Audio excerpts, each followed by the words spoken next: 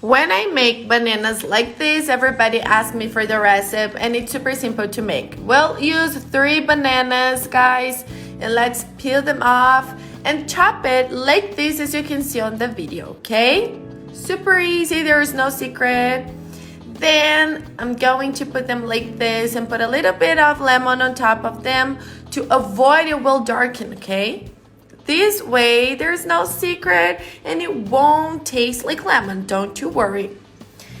Done that, we'll use some puff pastry. The one that you buy in the supermarket. Let's put all the bananas like this.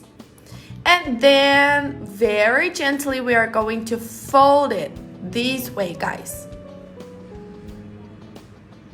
It is super practical to buy it done than making it, okay? But if you want to make it, it's possible as well. Let's go rolling like this and taking the plastic out. Enjoy this moment and tell us what city you're watching this recipe from, okay? So I can send you that special hug on the next video. After rolling it very well, put all inside of this batter and let's cut it like this, guys.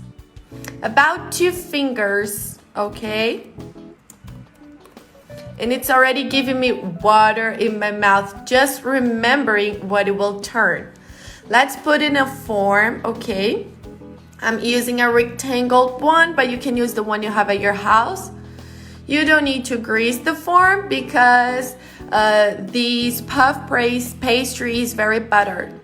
Let's brush some milk on top of it. And if you want to put some cinnamon on top of it, it will be also amazing. Put a little bit of sugar on top of it as well. It will caramelize on the oven. It will give the special touch to this recipe. And if you have already done this recipe at your house, tell me down here that I want to know. This recipe, guys, is one of my favorite desserts ever. Take it to the preheated oven to 350 degrees Fahrenheit for 25 to 30 minutes or until you see that it's already cooked and brown top of it like you can see on the video. Then you just have to unmold it very gently. And guys, just take a look at it. Everything that has puff pastry, there's, is amazing. Banana, cinnamon, sugar, seriously, there's no mistake. This puff pastry is already buttered, so it's super crunchy on the outside but fluffy on the inside.